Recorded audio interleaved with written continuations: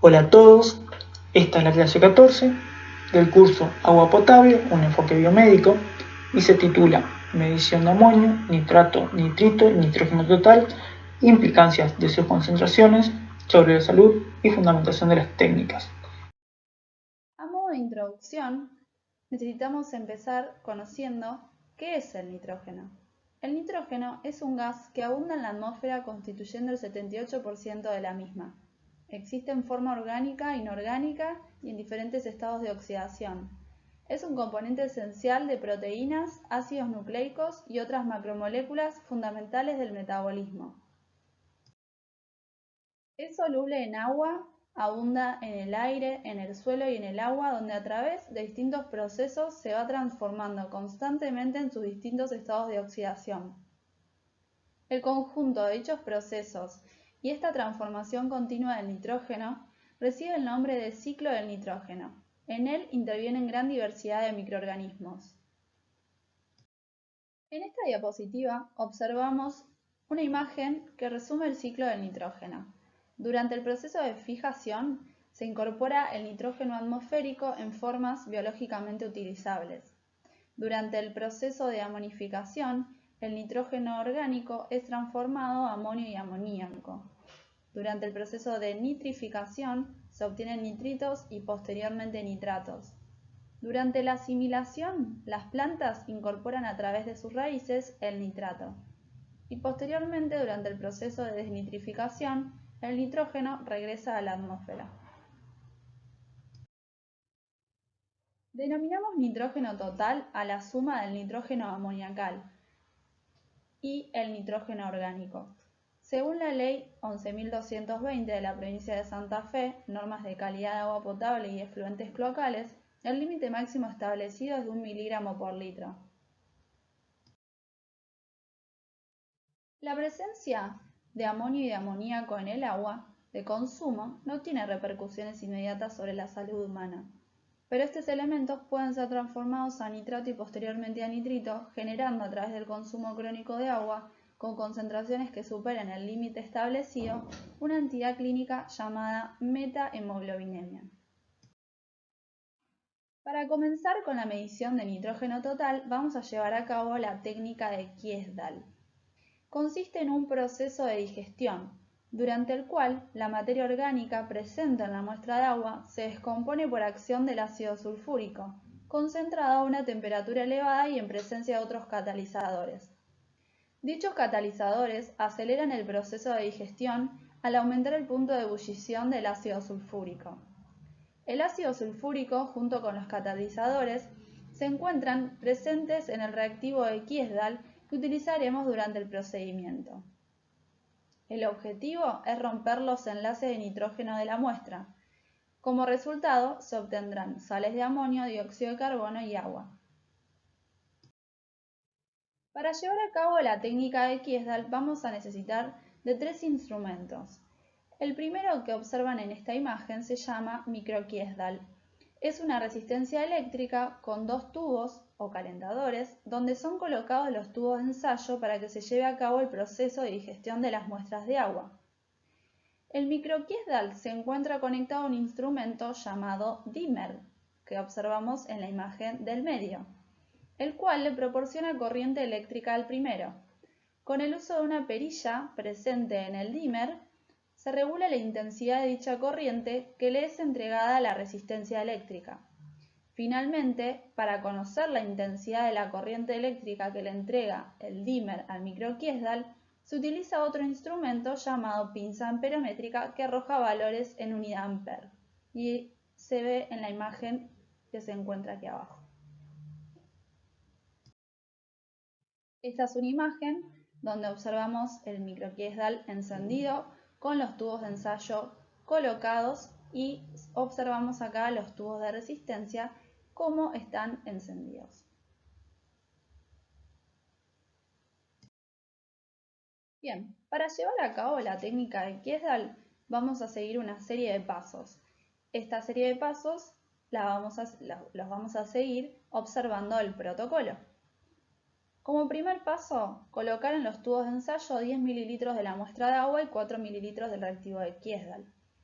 agitar las muestras en el vórtex, posteriormente colocar los tubos cargados en el microquiesdal y colocarlo en el punto 4.5 del dimmer a 1,6 A si se encienden los dos calentadores o a 0,8 A si es solo uno. Dejar durante 24 horas hasta que se evapore todo el agua y se observen humos blancos. Calentar durante 30 minutos a 2 A si se usan los dos calentadores o a 1 A si se utiliza solo uno. Calentar durante 60 minutos al máximo. Apagar el microquiesdal y dejar enfriar las muestras durante 3 minutos sin que se solidifique el contenido. Posteriormente le vamos a agregar 2,5 ml de agua destilada en cada tubo de ensayo para realizar la dilución de las muestras. Retiramos los tubos del microquiesdal y los vamos a pasar por el vórtex. Tras vaciar el contenido a unos tubos que tengan una capacidad mayor a 3 ml y finalmente vamos a proceder a hacer la reacción de Nessler. Para llevar a cabo la reacción de Nessler vamos a colocar en los tubos de Kahn los siguientes componentes. Vamos a armar la curva de calibración formada por el blanco, el testigo 1, el testigo 2 y el testigo 3, a los cuales le vamos a colocar. En el tubo donde cargaremos el blanco colocaremos 1000 microlitros de agua destilada.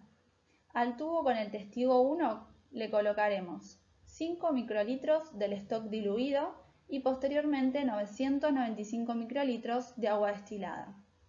Para armar el testigo 2 cargaremos 15 microlitros del stock diluido y 985 microlitros de agua destilada.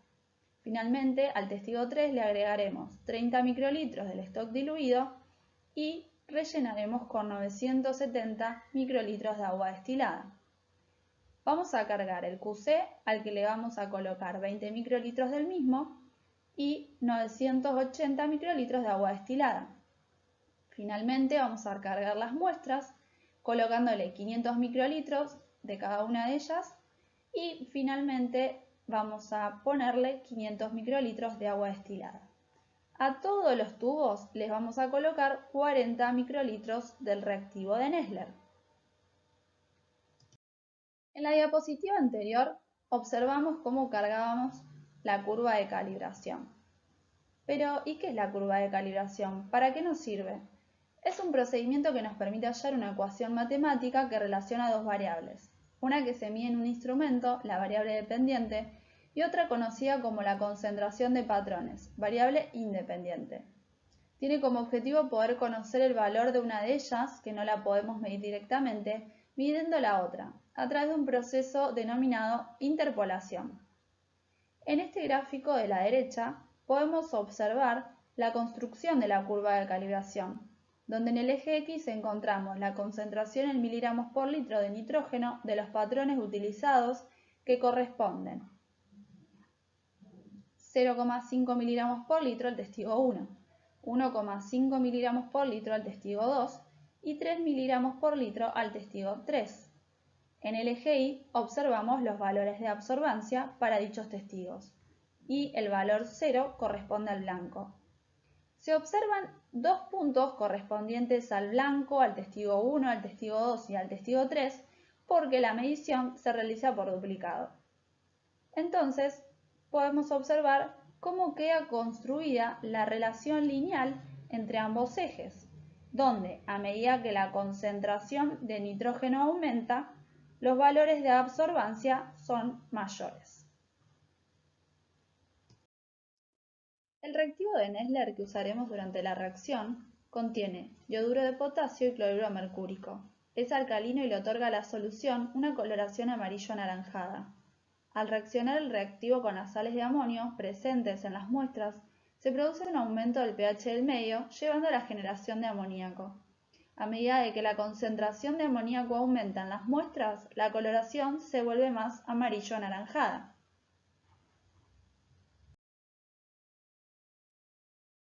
Agitamos las muestras en el vórtex una vez cargados todos los tubos y finalmente medimos en el espectrofotómetro Turner a 412 nanómetros. Los valores que nos arroja dicho instrumento los cargamos finalmente en Atlantis 1.0, un software de diseño propio que realiza los cálculos de las concentraciones, el control de calidad y la auditoría de datos. Bueno, para mostrarles un poco de resultados.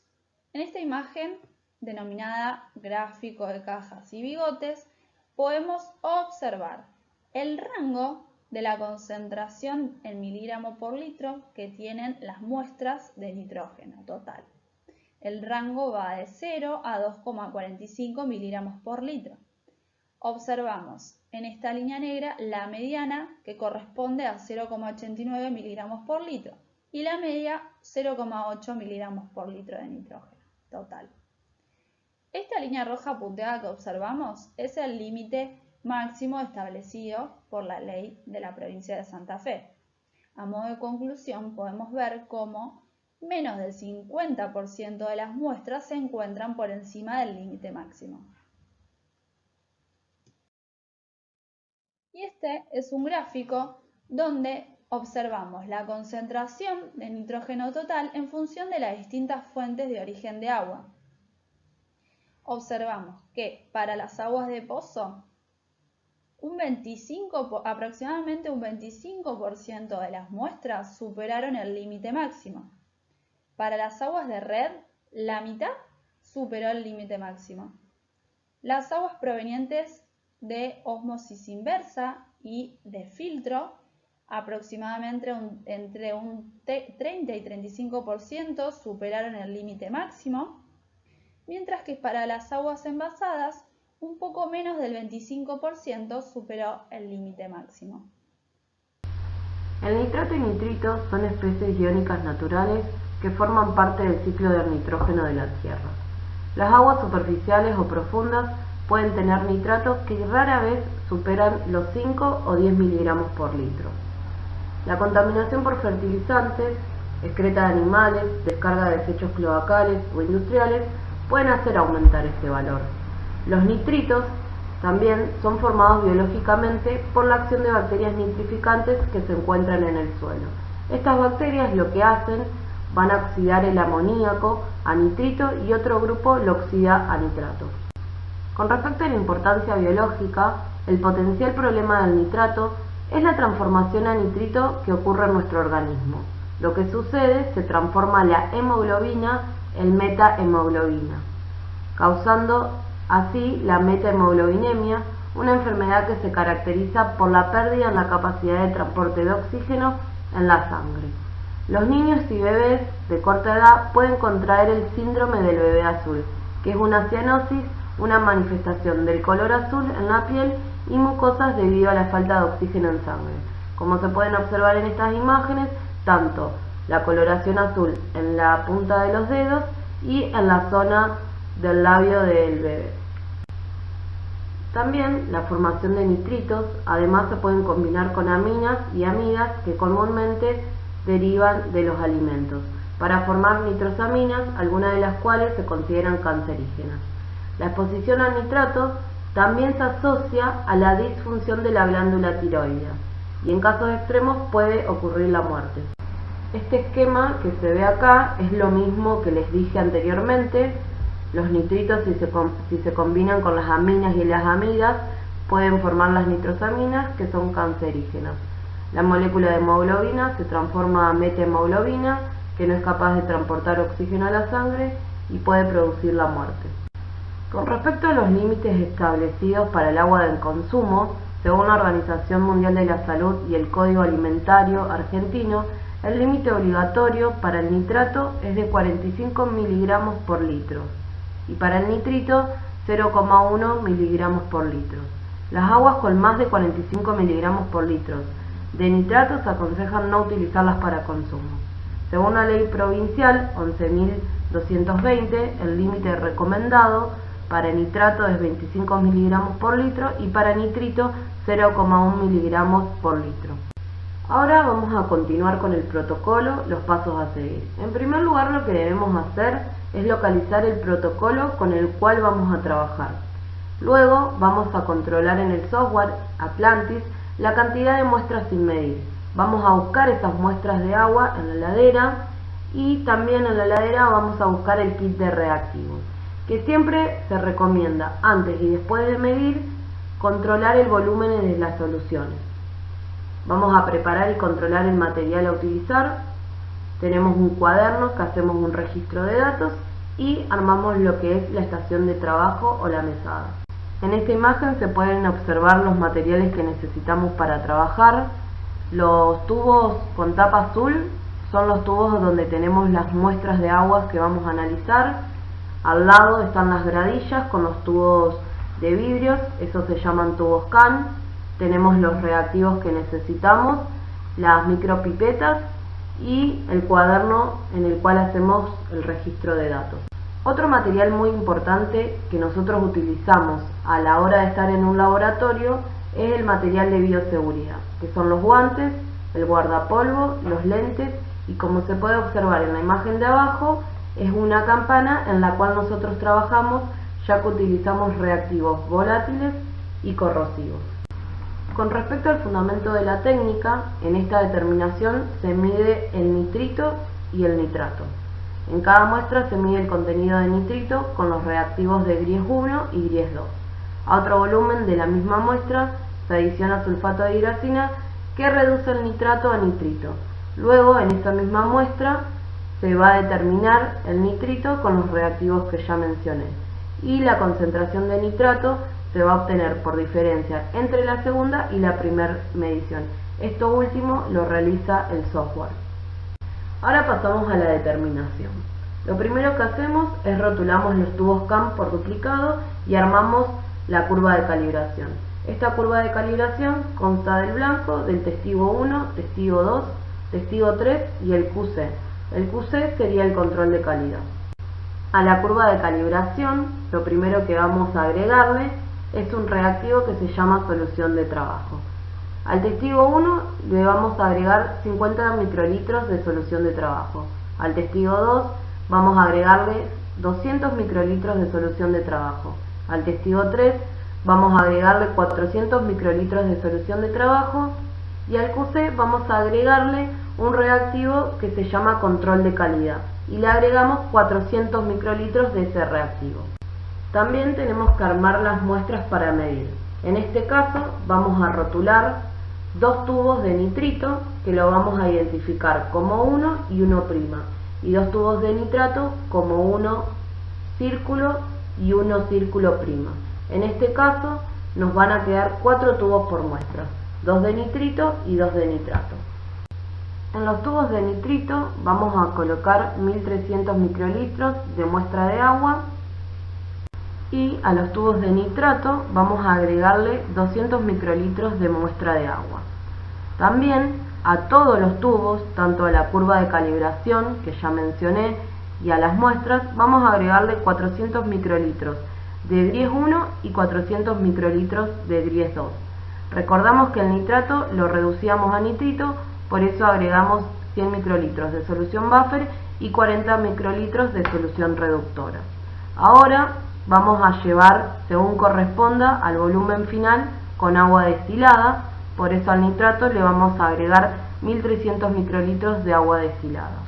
Esta diapositiva la vuelvo a repetir para mostrarles, como les dije antes, que a todos los tubos se le va a agregar 400 microlitros de Gries 1 y 400 microlitros de Gries 2. Por eso al blanco, al testigo 1, testigo 2, testigo 3 y QC, que forman la curva de calibración, le agregamos esos reactivos. También había dicho que se lleva al volumen final según corresponda con agua destilada. Por eso al blanco le colocamos 1300 microlitros de agua destilada, al testigo 1 1250 microlitros de agua destilada, al testigo 2 1100 microlitros de agua destilada, al testigo 3 900 microlitros de agua destilada y al QC 900 microlitros de agua destilada. En esta imagen se puede observar la curva de calibración, que es la primera hilera. Ese color violeta es la que le da los Gries 1 y 2. En esta foto se puede observar la gradilla completa con la curva de calibración y las muestras de nitrato y nitrito. Ahora vamos a pasar a la medición por espectrofotometría. Como se puede ver en la imagen, este aparato es un espectrofotómetro, también lo llamamos Turner. Lo primero que hacemos es lo prendemos con esa perilla de on-off. Luego vamos a colocar la longitud de onda a 520 nanómetros En esa tapita negra que se observa es el receptáculo y lo que hacemos es abrir esa tapita y vamos a colocar un tubo can con agua destilada. Todo esto lo hacemos para calibrar el aparato. Después de calibrarlo vamos a ir poniendo tubo por tubo y vamos a anotar en el cuaderno de registro de datos el resultado que nos arroja. El resultado que nos arroja es la transmitancia, que la transmitancia es la energía que atraviesa una muestra. Cuando terminamos de hacer el registro de datos en el cuaderno, vamos a ir al software, al Atlantis, como ya mencioné antes, y vamos a cargar todos esos datos que anoté en el cuaderno, lo cargamos en el sistema. Bueno, ahora les voy a mostrar unos gráficos que serían los controles de calidad. El primero, que se encuentra arriba a la izquierda, titulado como UDS nitrito, son las unidades de desvío estándar. Estas unidades son utilizadas para detectar la presencia de errores sistemáticos. En general, una medición es aceptada si el UDS se halla en el intervalo de -2 y 2. Como se puede observar en el gráfico, serían las líneas de color rojo. Y si los puntos oscilan alrededor de 0. Si el valor de UDS cae fuera del rango mencionado, se debe repetir todo el lote de determinación y está indicando la presencia de un error sistemático. Como se puede observar en el gráfico, solo hay un punto que cae fuera del rango y eso me indica que hay un pequeño error sistemático por defecto, porque la mayoría de los puntos, como se ven, caen debajo de 0. Otro gráfico importante es el que marca el CB porcentual QC, que sería el que está abajo. Podemos ver que todos los valores del coeficiente de variación porcentual QC están por debajo del 10%. La segunda columna corresponde a un control de la pendiente y la ordenada al origen de la curva de calibración. La tercera columna es importante ya que nos marca el R cuadrado, el cual tiene que ser cercano a 1 y mide la linealidad y los ajustes de la curva de calibración. Como se pueden ver, los puntos rosados, al ser mayores a 0,9980, el ajuste del modelo es altamente significativo. Y el porcentaje de recuperación debe hallarse siempre entre 80 y 120, dependiendo las exigencias de cada técnica. Se puede observar que la mayoría de las determinaciones están entre ese rango, por ende son aceptadas. Otras determinaciones caen por debajo del rango mencionado, lo cual hay que prestar atención en este caso para ver si hubo un error que haya afectado las muestras. Les voy a presentar resultados que se obtuvieron en el QUEM a través de las aguas que se analizaron. En la primera columna a la izquierda se puede observar un gráfico de box plot o caja y bigote. Este gráfico está compuesto por un rectángulo, que sería la caja, y dos brazos o bigotes, que serían esas líneas de punto de color negra. Este gráfico nos permite visualizar la distribución de un conjunto de datos. La línea negra del medio del rectángulo representa la mediana, que sería el percentil 50. El extremo inferior del rectángulo marca el percentil 25 y el extremo superior sería el percentil 75. La línea de puntos que se extienden desde la caja, que serían los bigotes o brazos, como ya lo dije antes, representan los valores máximo hacia arriba y mínimo hacia abajo. El N serían las 380 muestras que se analizaron, entonces me indica que el máximo de concentración de nitrito está cerca de 25 y el mínimo está cerca de 0. Y la mediana me da alrededor de 0,1, por ende el 50% de las muestras analizadas tienen menos de 0,1 de nitrito, que sería lo que la ley exige. El siguiente gráfico es un histograma. En el eje horizontal se muestra la concentración de nitrito en partes por millón y el eje vertical la cantidad de muestras de agua. La primera barra indica que 350 muestras de agua tuvieron un valor debajo de 0,25 partes por millón de nitrito y cerca de 20 muestras, que sería la segunda barra, tiene un valor entre 0,25 y 0,5 partes por millón de nitrito. Esto muestra que la mayor cantidad de aguas analizadas tiene un valor menor a 3,25 partes por millón de nitrito. En la última columna se ve un gráfico de dispersión donde nos muestra todos los valores medidos, indicando que la mayor concentración de datos está por debajo de 0,5. Este gráfico se puede interpretar como el que expliqué anteriormente, sería el resultado de los valores de nitrato. A la derecha podemos observar el gráfico de dispersión, donde están todas las mediciones realizadas uno por uno. El del medio es un histograma. Como podemos ver, la primera barra nos indica que 150 muestras tuvieron concentraciones de nitrato que están entre 0 y 5 partes por millón. Si tomamos la segunda barra, vemos que aproximadamente 30 muestras de aguas tienen una concentración entre 5 y 10 partes por millón de nitrato. Esto muestra que la mayoría de las aguas analizadas tienen un valor menor a 5 partes por millón. El gráfico que está a la izquierda es un box plot. La mediana sería la línea negra del medio, que está a la altura de 10 partes por millón de nitrato. Entonces podemos interpretar que el 50% de las aguas analizadas tienen una concentración menor a 10. Los bordes de la caja me van a dar los percentiles, el borde superior me marca el percentil 75 y el inferior el 25. Esto indica que el 25% de aguas que analicé tienen menos de 2 partes por millón de nitrato y el 75% de las aguas tuvieron menos de 25 partes por millón de nitrato. Este gráfico también es de resultados, serían gráficos de box plot o cajas y bigotes. Como podemos ver, son los distintos orígenes de las aguas analizadas en el laboratorio.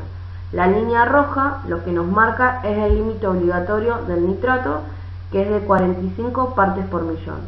Entonces podemos observar que en las aguas de pozo menos del 25% superan ese límite, porque la línea roja, como vemos, está tocando casi el borde superior de la caja, que sería el percentil 75. En las aguas de red son mucho menos las muestras que no cumplen el límite obligatorio y las aguas envasadas y de filtro están dentro del límite permitido. Podemos observar que solo hay una muestra envasada que supera la concentración de 45 partes por millón, que como podemos ver sería el punto que se encuentra por encima de esa línea roja.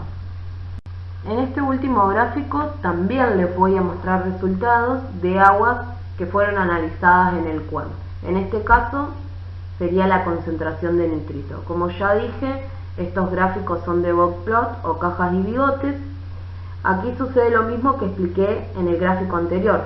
En este caso, la línea roja que se ve sería el límite obligatorio del nitrito, que es de 0,1 partes por millón. Vamos a observar que las aguas provenientes de pozo, el 75% están por debajo del límite. Y en las aguas de red sucede exactamente lo mismo, el 75% está por debajo del límite, porque si vemos, la línea roja toca el borde superior de la caja.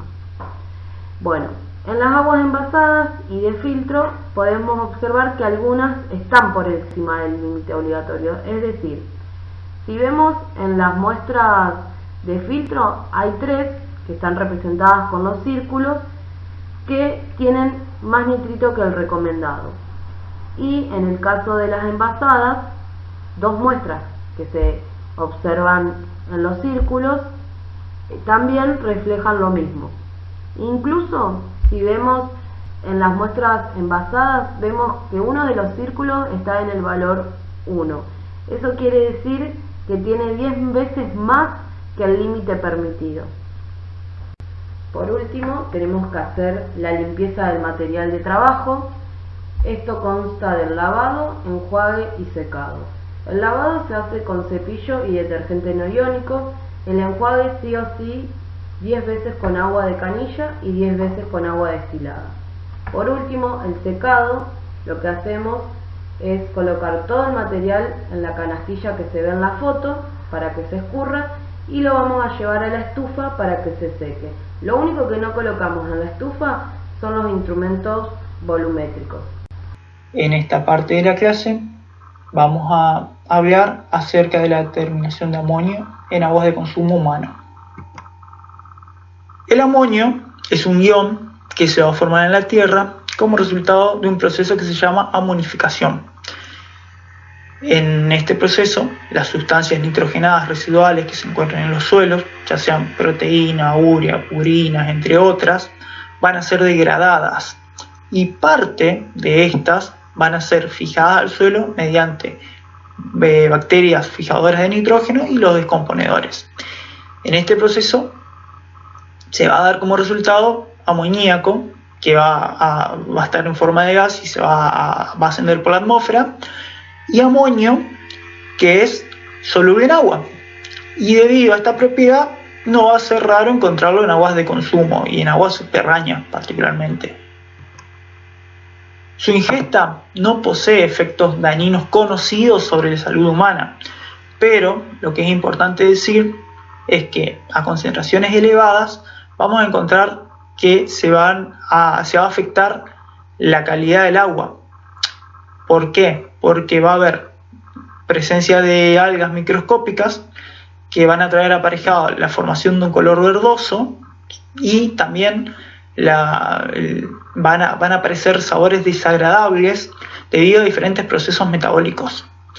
También lo que es importante aclarar es que en condiciones de aerobiosis y por acción de un tipo de bacterias que son conocidas como bacterias nitrificantes, el amonio se puede transformar en nitritos y estos sí poseen efectos perjudiciales sobre el organismo. La ley provincial 11.220 fija los límites de las concentraciones de amonio en máximos de 0,5 y óptimos de 0,05 partes por millón para las aguas de consumo humano. Lo que hay que tener en cuenta es que las actividades humanas, ya sean las explotaciones ganaderas, las industrias o los vertidos de residuos domiciliarios, va a aumentar la cantidad de materia orgánica que va a encontrarse en el suelo. Entonces lo que puede provocar es un aumento de las concentraciones de amonio en los diferentes tipos de agua, en las aguas subterráneas, los ríos, y eso se puede traducir en el aumento del amonio en las aguas de consumo. En nuestro centro medimos al amonio mediante la espectrofotometría y para esto utilizamos una técnica que se llama FENATO y está reescalada. ¿Qué significa que una técnica esté reescalada? Básicamente que la adaptamos para utilizarla con nuestro equipamiento. En nuestro caso, disminuimos los volúmenes tanto de los reactivos como de la muestra 30 veces para poder utilizarla. También cabe aclarar que es una técnica que se encuentra en un proceso de puesta a punto. Y cuando decimos puesta a punto, hacemos referencia a que estamos mejorando la calidad de la técnica en sí. Entonces, es un proceso continuo y largo y es muy tedioso a veces. ¿Por qué? Porque tiene muchas dificultades operacionales que uno las va mejorando, las va encontrando de a poco, y también se refleja en los controles de calidad, que si bien en principio pueden parecer malos, también lo que refleja es que vamos por buen camino, ya que de a poquito vamos mejorando estos controles de calidad. Los controles nos están dando cada vez un poquito mejor. Con respecto a la fundamentación de la técnica, se va a reaccionar el fenol, el hipoclorito de sodio y el amonio. Este va a ser proporcionado por la muestra y va a formar azul de indofenol. Entonces, esta sustancia va a tornar azulada la muestra y la intensidad del color va a ser en función de la concentración de amonio. Es decir, cuando una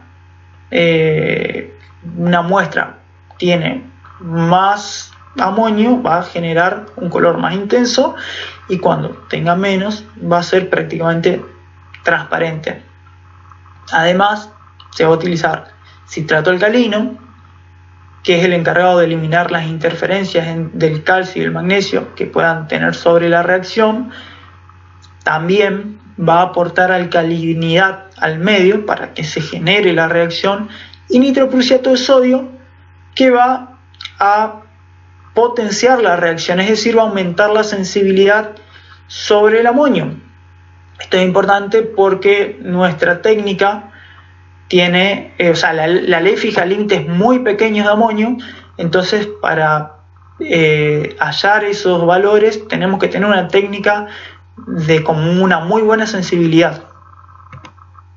Con respecto a los materiales que vamos a utilizar, vamos a necesitar de los elementos de protección del operador, que sean guantes y guardapolvo, los tubos de CAM, que son los tubitos que se ven en la imagen, gradillas, que van a ser los soportes de los tubitos, el kit de fenato, que es un kit que preparamos con todos los reactivos que vamos a necesitar para llevar a cabo la técnica, agua destilada y las muestras a medir. Y con respecto a los instrumentos, vamos a necesitar micropipetas de distintos volúmenes. Las micropipetas son los instrumentos que se ven en la imagen superior derecha. Agitador, que en este caso es Vortex, es un instrumento que se utiliza para homogeneizar el contenido de cada tubito de CAM, y el espectrofotómetro Turner, que es el que se ve en la imagen inferior derecha, y es el que va a medir la tramitancia de la muestra. Con respecto a los reactivos que van a formar el kit de fenato, se van a encontrar el fenol y el hipoclorito de sodio, que van a ser los que van a reaccionar con el amonio, van a dar el azul de indofenol. El citrato de alcalino, que ya lo mencionamos, actúa de alguna manera anulando las interferencias de la reacción. El nitroprusiato de sodio, que va a potenciar la reacción, va a aumentar la sensibilidad de la técnica. La solución de stock de amonio y la solución de control de calidad, que van a ser necesarios para realizar una curva de calibración y para tener un control de calidad. También lo que hay que aclarar es que se utiliza una solución oxidante que consta de hipoclorito de sodio, citrato alcalino y agua destilada, y se prepara en el momento de la realización de la técnica, debido a que es inestable en el tiempo. Entonces hay que prepararla cuando comenzamos a trabajar, y que básicamente es la que va a poner en marcha la reacción principal. Con respecto al protocolo de la técnica, vamos a encontrar una tabla de realización que consta de una curva de calibración compuesta por un blanco y 3 testigos, un control de calidad, un examen de edición y recuperación, que serían estos en la primera columna M- y M+, y la determinación de la muestra a medir. Los reactivos vamos a tener que son reactivos de volúmenes constantes, por ejemplo el fenol, el nitroprusiato de sodio y la solución oxidante, y eso se mantiene invariable en todos los tubitos, ya que van a ser los que van a dar la reacción principal. Y después vamos a tener volúmenes variables, que eso van a depender de qué tipo de contenido tiene cada tubito. Por ejemplo, en el blanco básicamente va a tener agua destilada, no va a tener ninguna solución stock, ni un QC, ni la muestra, y sí va a tener los reactivos del fenol, el nitroprusiato y la solución oxidante. Con respecto al testigo 1, va a tener agua destilada y solución stock, o sea, esto va a ser en todas las curvas. En la curva va a constar de agua destilada y solución stock. El stock lo que le va a dar es una concentración de nitrógeno, que se va a medir como amonio, entonces va a ser creciente. Si miran en la última columna, dice miligramos de nitrógeno, el blanco 0, luego el testigo 1 tiene 0,001 miligramos de nitrógeno, el testigo 2 0,003 y el testigo 3 0,0055. Con respecto al QC, volvamos a la primera columna, va a estar compuesto de agua destilada y solución QC. Esta no va a llevar solución stock, sino va a llevar otra solución que va a tener una concentración de 0,002 miligramos de nitrógeno.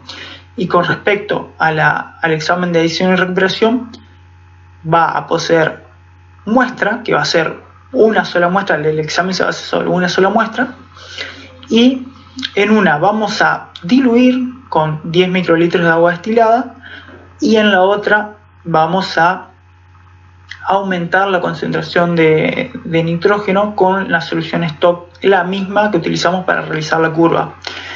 Bueno, y finalmente, con respecto a la muestra no va a llevar agua destilada, solamente va a llevar 860 microlitros de muestra y los reactivos para generar la reacción.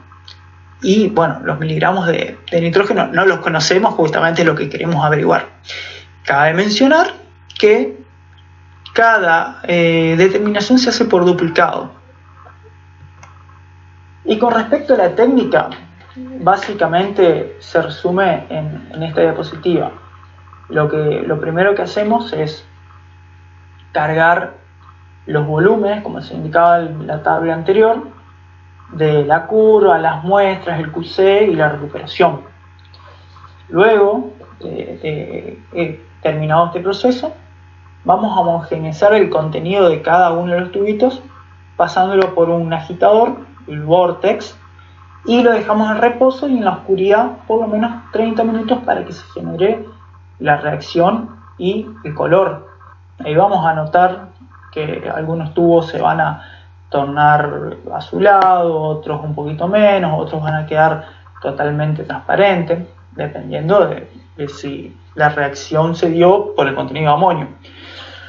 Luego vamos a realizar la lectura en el espectrofotómetro a una longitud de onda de 640 nanómetros, y con los resultados que vamos a obtener vamos a llevarlos a un software que se llama Atlantis 1.0, que es de diseño propio del laboratorio, con el cual vamos a hacer la auditoría de los datos y vamos a hacer todo el análisis matemático para determinar qué concentración de amonio tiene cada muestra.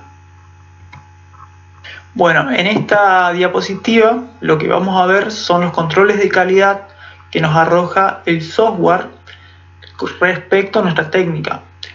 La primera gráfica, la gráfica de la izquierda, es la de CB porcentual, que nos estaría indicando los errores aleatorios que posee nuestra técnica. O sea, es decir, lo que el operador puede estar provocando sobre la técnica para que se produzca un error. Entonces, hasta 2020 nosotros consideramos que el límite máximo era del 20%, pero a principios de 2020 bajamos este límite al 10%. ¿Para qué? Para tratar de ajustar nuestra técnica para que haya menos errores aleatorios a la hora de trabajar con esta técnica. Si ustedes ven, los errores estaban dentro de todo en el límite máximo del 20%, pero bueno, ahora como meta va a ser tratar de adecuar al 10%. En la segunda gráfica encontramos el porcentaje de recuperación, que en principio tiene muy poquitos puntitos, ya que es el último examen que agregamos a la técnica, y como límite óptimo sería el 100% de recuperación. En nuestro caso tenemos unos valores bastante alejados del valor óptimo, que está cercano al 300%, y no sabemos si estamos enfrente de problemas técnicos o problemas matemáticos del software. En todo caso, lo que tenemos que hacer es seguir trabajando para poner a punto este examen de este control de calidad. Con respecto a la tercera gráfica, nos muestra las unidades de desvío estándar, que tienen un rango óptimo de -2 a +2, y lo que nos estaría indicando son los posibles errores sistemáticos que puede llegar a tener esta técnica. y dentro de todo están bastante bien porque la mayoría de los puntitos cae por dentro de los límites óptimos. Y para ir finalizando tenemos la tabla de R cuadrado, que es una medida de dispersión de cómo nuestros puntos se adecúan a la curva. Lo ideal sería que caigan en 1, pero 0,9 a 1 es el valor, en realidad es nuestro valor óptimo, y si bien hay cierta dispersión, la mayoría de los puntos caen por dentro de los valores óptimos, así que podríamos estar diciendo que si bien a esta técnica le falta bastante por mejorar, viene encaminado. Así que ese es el rumbo que hay que seguir tomando. Bueno, y para ir finalizando con esta parte de la charla, lo que vamos a comentar un poquito es los resultados que hemos obtenido a través de la medición de más de 400 muestras de agua que fueron remitidas al laboratorio. En la gráfica de la izquierda, lo que vemos es un diagrama de cajas y bigotes, donde en el eje de la Y está representado la concentración de amonio en partes por millón, y con una línea roja está delimitado el límite máximo que fija la ley provincial 11.220. Si ustedes se fijan, prácticamente 3/4 partes del total de las mediciones están por debajo de ese límite. Quiere decir que para este ion la muestra de agua sería apta para el consumo según la ley. En el gráfico del medio tenemos un histograma que nos muestra la cantidad de muestras de agua en función de la concentración de amonio que se encontró, y vemos que prácticamente más de 3/4 partes poseen una concentración entre 0 y 1 partes por millón. Y por último, el último gráfico es un diagrama que discrimina cada una de las muestras según el resultado y la concentración de amonio. Entonces volvemos a ver lo mismo. Prácticamente la mayoría de las muestras caen por debajo del límite permitido. Bueno, y como imagen final vamos a ver este diagrama de cajas y bigotes, el cual divide a las diferentes muestras de agua según la procedencia. Y con una línea roja estamos marcando el límite máximo legal. Entonces, lo que nos puede llamar la atención en un principio es que el agua de pozo tiene menor concentración de amonio que el agua de red. Nosotros creemos, si bien no lo estudiamos, solamente es una hipótesis, es que las tomas de agua para la red domiciliaria generalmente pueden estar teniendo afluentes de agua, o sea, agua arriba encontramos vertidos urbanos o de efluentes de la actividad agropecuaria o industrial, los cuales podrían estar aumentando la concentración de amonio por todo este proceso que ya explicamos. En cambio, el agua de pozo, cuando se hace en algún lugar, el pozo se trata de cuidar, se trata de hacerlo de manera alejada de los vertidos residuales o de la actividad agropecuaria. Por eso podría tener una menor concentración de amonio. Bueno, también en la ósmosis inversa está mostrando que tiene muy poquita cantidad de amonio, y es lógico, ya que el proceso es bastante eficiente y libera prácticamente la mayoría de los iones. Y con respecto al agua envasada, también en un principio nos llamó la atención, pero claro, tiene una explicación que sería más o menos la siguiente. Cuando se envasa el agua, se envasan distintas procedencias puede ser de distintos lugares y también tienen distintos procesos de potabilización. Entonces, si uno en realidad mira, es bastante parecido, las concentraciones que nosotros encontramos fueron bastante parecidas con el agua de red. Muchas gracias por su atención.